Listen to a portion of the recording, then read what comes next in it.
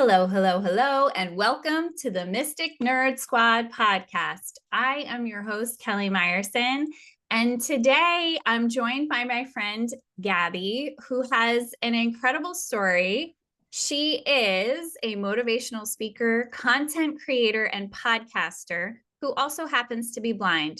Based in New York City, she strives to be able to make an impact through storytelling and content. Gabby, I'm so excited to have you here today because you have such a cool vibe, a cool story, and you're doing some amazing stuff in the world. Thank you. Thank you so much for bringing me onto your podcast. This is really exciting and I'm really looking forward to chatting with you and, just having a great convo. Yeah, I love this. And I love that you lead with the things that you're up to in the world. You're a motivational speaker, a content creator, and a podcaster. Love Yeah. that you're a podcaster too. I got a chance to speak with you on your podcast. Now you're speaking online. So I love that. Yeah. And also that you're creating really cool content. Thank Um, you. so let's start with how did you get into motivational speaking? What was that start to the journey for you? Yeah, funny enough, this wasn't really something I pictured myself doing growing up. But my freshman year of college, I got asked to be the keynote speaker at our charter awards dinner where they give like awards to emerging student leaders, sorry. And I actually got one of those awards while I was also being the keynote speaker. And so when I did that, it was really like so much fun. I loved the energy throughout the room. I just loved being on stage. I loved being able to capture my, experience and story and, send that out into the world for other people that were there, that were like our sponsors and the founders of all these things, right? The big names that were in charge of like giving money and scholarships to people, to students like myself. And so I like to say it started then, but I didn't really notice it until I was graduating because, I've had a love for radio since I was 4 or 5 years old, and that's still something I'm super passionate about. And so I thought that I was going to just go into radio, which is something I'd still love to do. But eventually I started thinking about how I wanted to build a business essentially, right? And so I sat down with family, like my brother, who's, a CEO of his own company. And I had a conversation with him and I was like, hey, like, I don't know what else there is for me to do. I thought radio and music was the only thing, but he's like, you're really good at communicating. You know how to have a good conversation and hold a conversation. You're really good at, making an impact on people. He's like, why don't you look into speaking and consulting? And I was like, okay. So it really started with, the seed kind of being planted in my head of like that keynote speech I did as a little 18-year-old, 17-year-old actually, because I had just graduated high school. And that was such an amazing experience. And I love being able to go speak on panels and, do all these really amazing talks. And so, yeah, it all kind of started with that. And it's definitely been a journey going through how to do it, but I'm loving the process, right? Like that's the most important part is to love the process. Yeah. Well, and I I think it's so cool that you were into radio because I can remember being a little kid and having a cassette recorder and recording my voice like I was creating a radio Yeah, station. So I love that we have that in common. That bug, like early on, like this is like a thing for me. yeah. And I've listened to your podcast, and you have a really great style of interviewing your guests. How did the podcast come about? How did you decide? I know you were like geared for radio and then had a little bit of a pivot into something different. Where did that journey start for you? It all started in college. I I remember my freshman year, we did this event, and at that event, they kind of show you all the clubs that they have available. And I remember seeing like radio station, and I was like, that looks really cool. That seems really interesting. And so by like my second semester of my sophomore year, that's really when I got super involved with radio. And then I ended up becoming the vice president for 2 semesters until I graduated. And during my time as VP, I actually put together a talent hour for our radio station where we had, up and coming artists that were in the school perform in the cafeteria. We set it up really nicely. We had mics, we had, recording equipment. And it gave these students a chance to showcase their talents because some of them, like, there was a lot of talented people. But I guess to really answer your question, it all started with the radio station.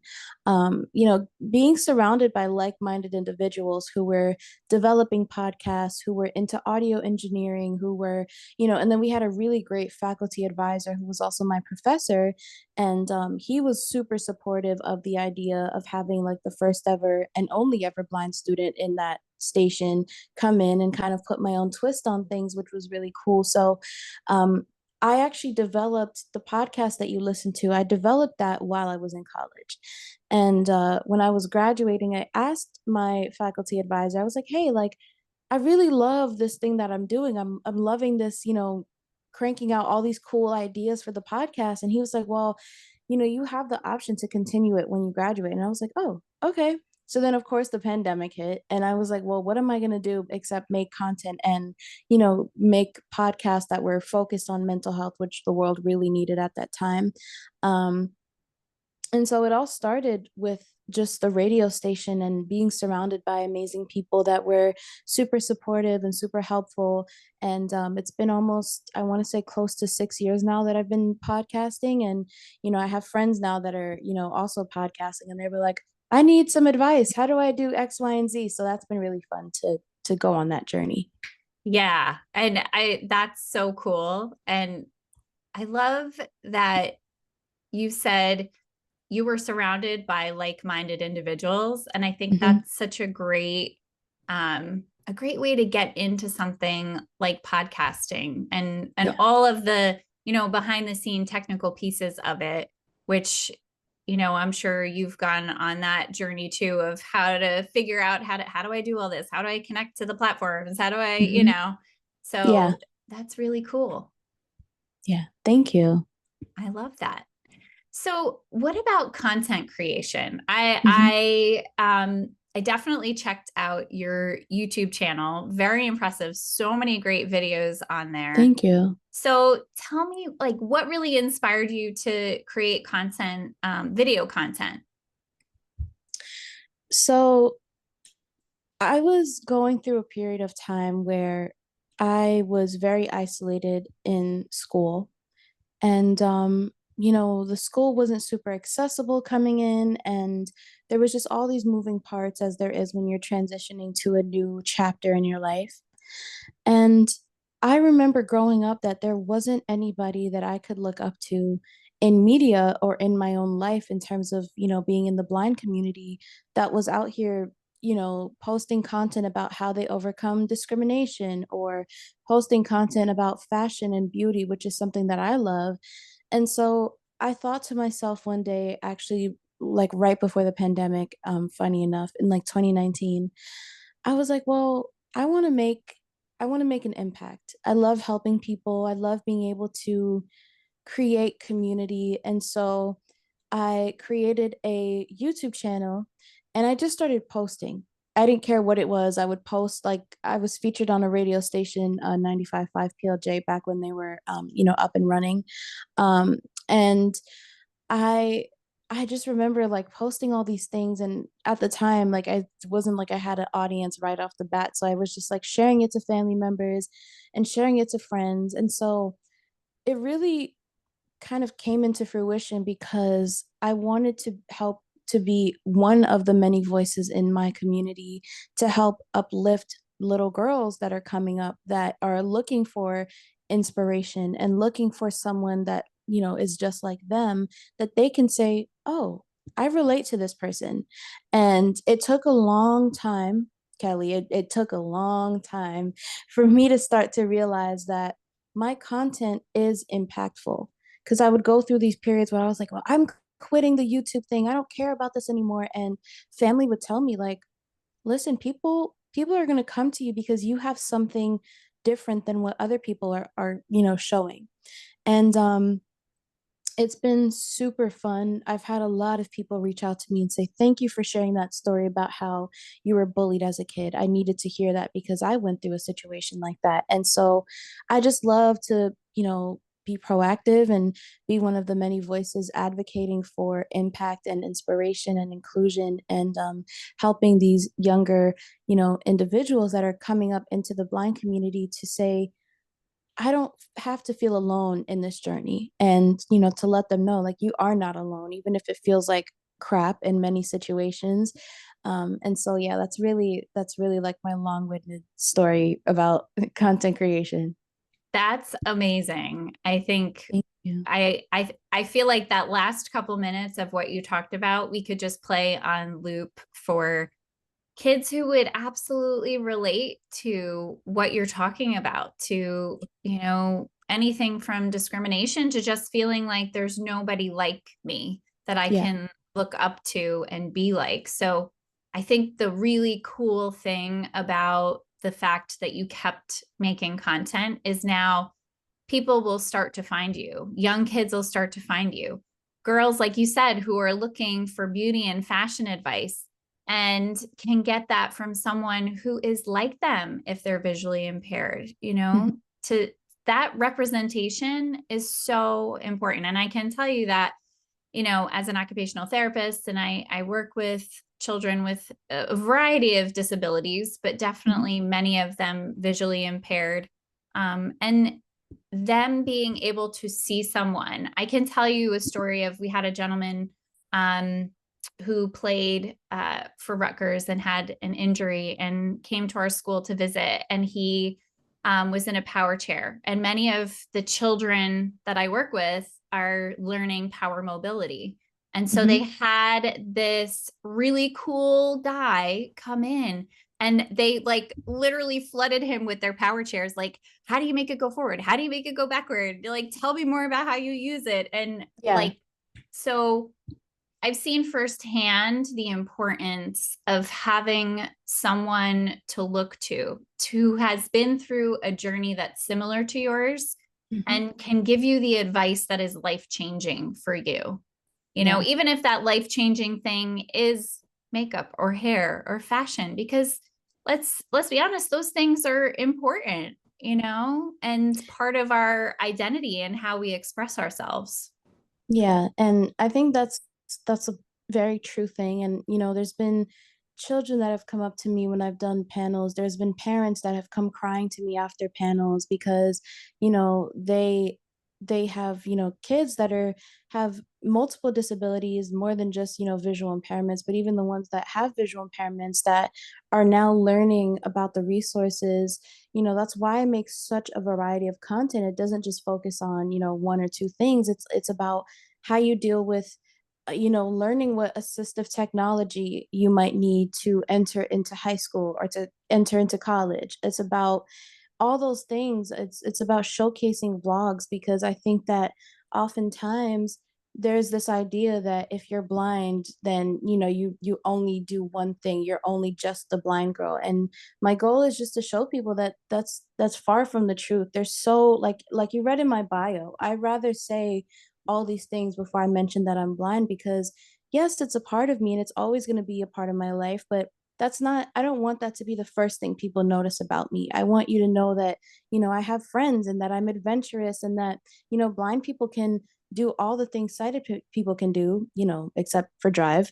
But aside from all of that, like we can do so many things and I think we constantly get this idea of, oh, you're not capable enough. You get turned down from jobs because they don't think you can do it. So I just love being able to speak to the parents because quick story, I had one mom that came up to me after a panel one time, and she was super emotional about what I talked about. And she was just like, I loved seeing you up there with everybody else that was on that panel because it showed me that as a parent, I know that I can continue giving my kid the resources that you've mentioned to then allow them to grow up to become a successful blind adult who thrives in the world, even though the world is very cruel from time to time. And so that really, like, that was the moment where I was like, okay, I think I'm doing a good thing here. Like, I think this is actually, it's working out, you know? Yes. Oh my gosh, you're doing such a good thing. It's such a good thing. And I think anytime we can challenge those preconceived notions Mhm. about what individuals are capable of, no matter what their disability, challenge, presumed disadvantage. I mean, you're just smashing that all to pieces. You're like, this is like that I can do all the things except Yeah. drive. And even in that, I mean, you drive for the purpose of getting from point A to point B. So if you Yes, can find a different way to get from point A to point B, you can still get yourself places, which is the function exactly. of driving. So I love that. I love that you're doing all of that. I think it's so huge.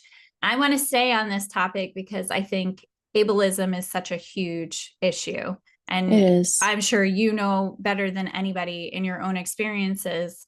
But what advice do you have? I'm going to ask for two parts of advice. Mhm. First, advice for kids like you that are middle school, high school age, that are looking towards their future, in terms of what do they need to know and what would be helpful for them. And then the second part, and I'll ask you again, we can come back to that, is what can the people in their lives do better? Their parents, their family, their friends, their Mhm. teachers, their therapists, what can they do better and have you learned over the course of the way? So first, um, what would be your advice for those kids who are looking towards college? I absolutely love these questions because, you know, it's crucial to um, for the kids to start learning about advocacy and proactiveness and what that looks like in their lives. Because I'll be honest, there's been a lot of situations that I've been in throughout college and just entering into the, what they call the real world. And I feel like there's all these stigmas that surround blindness and disability as a whole. And the world, like I said, is cold sometimes. You don't always get really kind people that are helpful and accommodating. And so I think at a young age, middle school and high school especially, start learning and educating yourself on, what advocacy looks like to you. What is something that you want to speak up and speak out about? And it might just be the things that you need, the basic accommodations that you need for school. It might be, trying to reach a goal for a career. Any of those things. This is why I stress the importance of educating these kids, because that is such a crucial thing, because they really are the future. They really, really are the future. And I think that through that, the education doesn't just happen in school. It also happens outside of school. It happens at home with their parents or their guardians. It happens with, friends. And I'll be honest, you're going to be faced with a lot of misconceptions, but through that, you have to be open minded about how to approach those situations. When people say to your friend when you're, in high school or whatever, oh, well, aren't you supposed to be helping them? Because that's something I've been asked before. And it's like, no, this is my friend. They're spending time with me because they want to spend time with me. They're not here to be my aid. And so I think there's a very thin line between ignorance and just uneducated individuals. And some people will ask you questions to be ignorant, and some will just ask you because they genuinely don't know. And so, either way, if you can approach it being kind, of course, respectfully disagreeing with something that they've said, that's also really important to learn. Um, And also remembering that you are educating these people. You're educating your professors, even though they're educating you. You're educating your friends, even though, you're just like, oh, well, that's my friend. No, if they really care about you, then it's important to show them and tell them, like, listen, this is how I do X, Y, and Z. And, you don't have to pity me because I don't pity myself. Hmm. And I think those are the biggest things I will say because when you're little, it doesn't matter. But like I said, I was bullied a lot growing up and I didn't know how to defend myself. And so I think just having that armor of, knowledge and learning and educating yourself and educating others is so crucial for these kids to start, understanding as they're growing up and getting into careers in college. So I would say that for that first half of the question. Yeah, I think all of that is so vital. And I love that you talked about you become an educator for people who are with you, and that just because people are with you doesn't mean that they're taking care of you. Yeah. That's like just challenging ableism at like a very tiny basic level, that Hmm. you're responsible for yourself, and if you're with your friends, they're your friends, they're not your caregiver or caretaker. So Exactly. I think those are some important points. And I think the point about helping, like for example, in college, helping your professors understand, because one of the things that I found so interesting in my own education as I've grown, because I work with children from 0 to 21. So for those students who go into college setting, I'm not typically in that setting, but Hmm. spending time learning, when you're in high school through 21, you are educated and supported potentially through either an IEP or the IDEA or a 504. Yeah. But when you go to college, it then is your responsibility as the Yes. individual who requires help and accommodations to ask for the things that you need, which I think is something that I didn't realize in the beginning. It doesn't go the same way. So if you've been used to your parents advocating for you, for example, in high school, when you go to college, you have to be able to advocate for yourself. So I think that advocacy and being able to ask for the things you need for yourself are just like one of the, if not the most important thing. Yeah, 100%. And that's why I love like when I meet these kids at, when I do panels and things, like I always stress the importance of like even talking to their parents, like, hey, start, helping them to understand advocacy and independence and, what that looks like. Because I'll say one more thing before I answer your second question. Like, blindness is a spectrum and you're not going to encounter the same type of person within the blind community. We might have similar stories, similar experiences, but we all approach life differently. And I think that, what works for me might not work for a 10th grader in high school, but it's about the building blocks, right? And giving them that foundation to succeed and what that looks like. So I think that's very crucial information that I would suggest. Yeah, agreed. Totally agree. And if I may just interject, like I think as a therapist, the place that it starts with us working with even preschoolers Yeah. is they have that control of themselves, and we ask for permission to help them, permission to enter their space, give them communication, like you talked about assistive technology, being able to just say yes, no, or even nod or shake their head if they're not yet verbal. But there are so many ways for us to provide children the opportunity to self advocate, even though it looks very different on a preschooler versus a high schooler or Right. college and beyond. But starting that very young with them learning that they are their own person and they get to make their own decisions and have control like any other child would. Yeah, Yeah. exactly. Okay. So the second part of my question was your advice for parents, families, teachers, therapists, even friends, like about how to be supportive of a friend, a child who is existing in life with varying degrees, like you said, blindness is a spectrum, to Mm-hmm. help them to be their best in the world and to advocate for them. What is your best advice there? I would just say overall, besides, the support that you can give them, don't, allow them to discover what it is that their independence looks like. Mm, I would say don't baby them, don't pity them. If, start small. If you have a young child that's maybe 5 years old, you can start with something simple like, how do they do chores around the house? And that's something you can work on with them and make it accessible for them.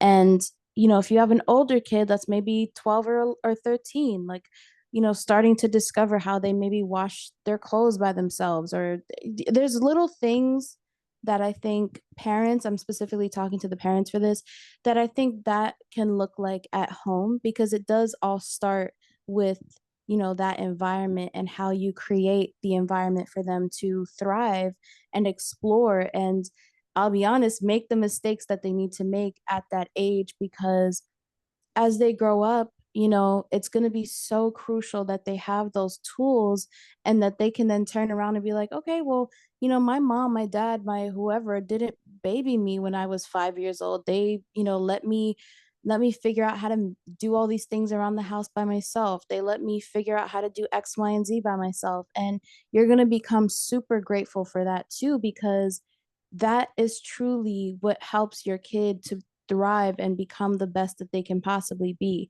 The more that you baby them, the more that you kind of say, okay, no, I'll take care of it. That's fine. Of course, you're the parent, but I think there still needs to be a kind of give and take of, hey, I'm going to let you do this thing by yourself, and I'm here if you need me. I think also saying, like, I'm here when and if you need me is crucial in every situation, as a teacher, a friend, a sibling, a mom, a dad, like, because it's helping them to learn, it's helping them to grow, and it's giving them the tools that they're going to need when they're older to then say, okay, I know when to ask for help. I know how to ask for help, but I want to figure this out before I go and I ask for help, because this is the tools that my parents or my whoever instilled in me at a young age. And that's what my family did a lot of the time. When I was growing up, they taught me the importance of advocacy at a young age. They taught me the importance of being independent and giving me those tools. And then of course, the older I got, like, I travel by myself. I do a lot of stuff independently that, there are a lot of people that maybe don't do that, because, and it's no fault of their own or their parents, but they never had the resources or the tools to help them to become the best that they can become, and to, come into the world and offer the world their most authentic selves.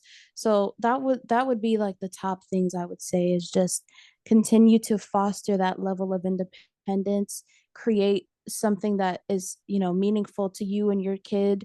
And, for the friends, just be supportive and be open-minded and be kind and respectful, and have conversations and ask questions. And because that is how you're learning how to be a better friend to that individual, and that's how you're learning how to become a better teacher, a better therapist, a better sibling, is just asking questions and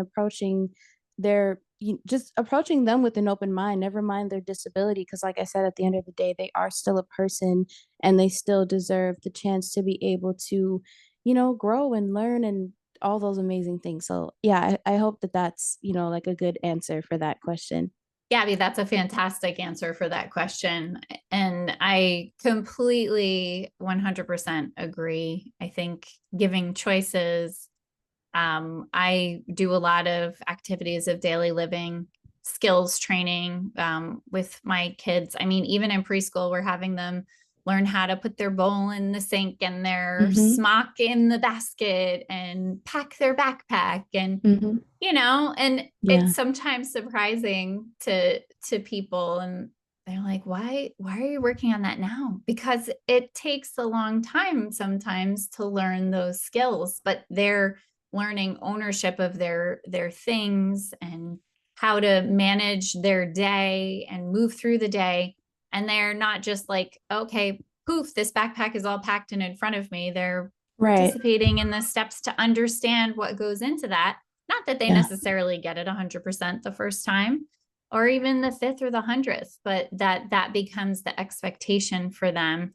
And then it's not about um, is their backpack packed? It's is my backpack ready to go? And what do I need to do to get it ready to go? And that's just a very small fraction, but yeah, I think it's so vital. And I love that you shared your story. And it's incredible to hear that your parents were so supportive and kind of understood at the beginning that they needed to provide you with as much independence and self advocacy as possible. And obviously it really works, Gabby, because you're doing some amazing stuff in the world.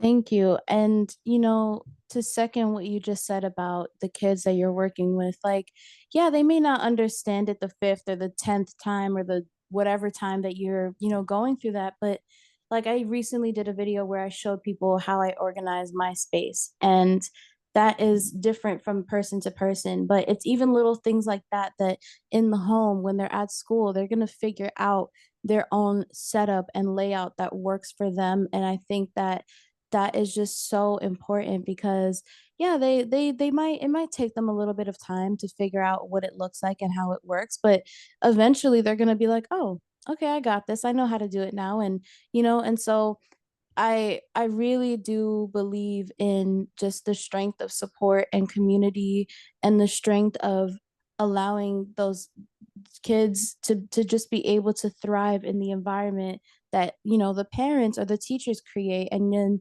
creating a safe environment for them to be able to say, "Oops, I made a mistake. How do I turn this around?" is really important too.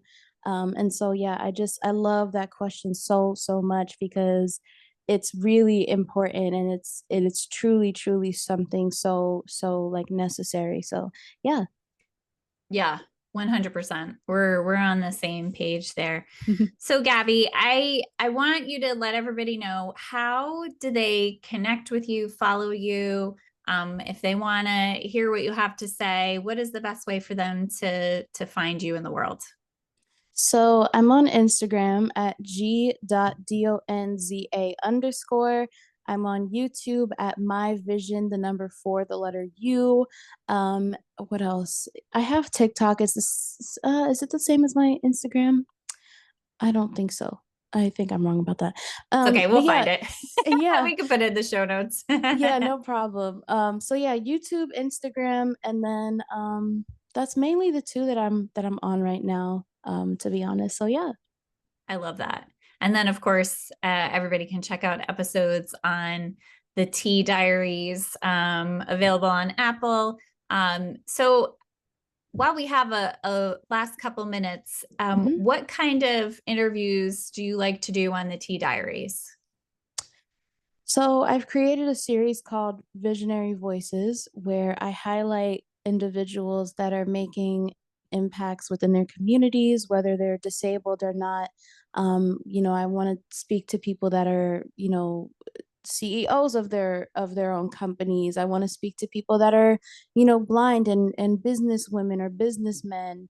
So it's all about those types of stories and having those individuals come on and share their own experiences, similar like how you did with me, like giving people advice and just kind of building up another platform aside from YouTube and Instagram, for them to share their own experiences.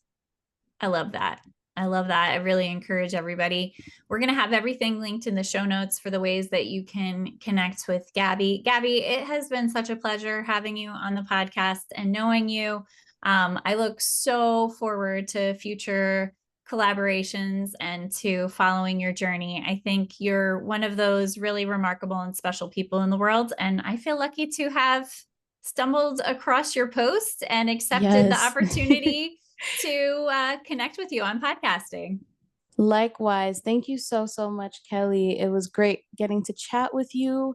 And yeah, I'm also looking forward to future collabs as well. Thank you.